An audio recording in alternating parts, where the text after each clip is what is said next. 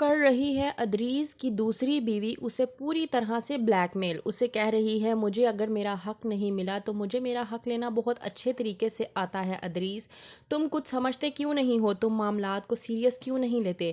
ادریس اسے سمجھانے کی کوشش کرتا ہے کہ سب کچھ بہت جلد ٹھیک ہو جائے گا، مجھ پہ بھروسہ رکھو۔ وہ کہتی ہے کہ تم پر بھروسہ ہی تو نہیں ہے، میں نہیں مانتی کہ تم بہت جلد ٹھیک کر لو گے سب کچھ۔ یہاں امپلائی آ کر ادریس کو فوٹیج دکھاتا ہے جس میں صاف صاف دکھائی پڑ رہا ہے کہ سلمان نے جان بوجھ کر ماسٹر شعیب کو اپنی موٹر بائک سے ہٹ کر کے زخمی کرنے کی کوشش کی۔ ادریس کہتا ہے کہ جتنا جلدی ہو سکے اس فوٹیج کو ڈیلیٹ کروا دو، کمپنی کی سی سی ٹی وی فوٹیج سے بھی اور اس موبائل سے بھی، جتنا جلدی ہو سکے یہ فوٹیج ڈیلیٹ ہو جانی چاہیے۔ امپلائی اس کے کہنے پر فوٹیج تو ڈیلیٹ کر دیتا ہے لیکن ادریس کو اس بات کا غصہ ہوتا ہے کہ سلمان نے اس طرح کی حرکت کیوں کرنے کی کوشش کی۔ وہ غصے میں آ کے سلمان کو بولتا ہے اور کہتا ہے کہ سی سی ٹی وی فوٹیج ایک ثبوت کی طرح استعمال کیا جا سکتا ہے جس سے یہ ظاہر ہو سکتا ہے کہ تم نے جان بوجھ کر ماسٹر شعیب پر قاتلانہ حملہ کرنے کی کوشش کی ہے۔ تم کیوں اس طرح کی احمقانہ حرکتیں کرنے پر آئے ہوئے ہو؟ میں نے تمہیں کتنی مرتبہ کہا ہے کہ وہی کیا کرو جو میں تمہیں کہتا ہوں، اس کے علاوہ کوئی اور کام مت کیا کرو۔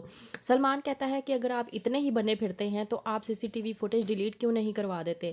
ادریس کہتا ہے ڈیلیٹ تو میں نے کروا دی ہے لیکن صرف اور صرف اپنی کمپنی کی ڈیلیٹ ہوئی ہے، دوسری کمپنیوں کے کیمروں سے جو C C T V footage record ہوئی ہے ان کا میں کیا کروں گا۔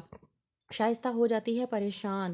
یہاں پہ ماسٹر شعیب سے نسیمہ کہہ رہی ہوتی ہے کہ گھر میں 3 افراد بڑھ چکے ہیں جس کی وجہ سے گھر کا خرچہ بھی بے حد بڑھ گیا ہے۔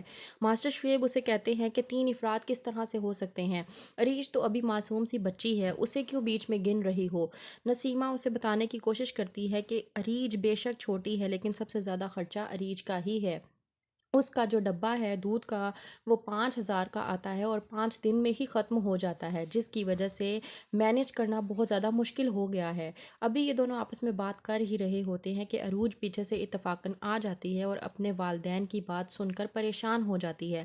وہ سوچتی ہے کہ ہم بلا وجہ اپنے والدین پر بوجھ بنے پھر رہے ہیں۔ کیا کرے گی عروج اب؟ کیا واپس لے جائے گی اپنی بیٹی اور اپنی ماں کو سلمان کے پاس؟ دیکھنے کے لیے دیکھتے رہیے ڈرامہ سیریل ماں نہیں ساس ہوں میں۔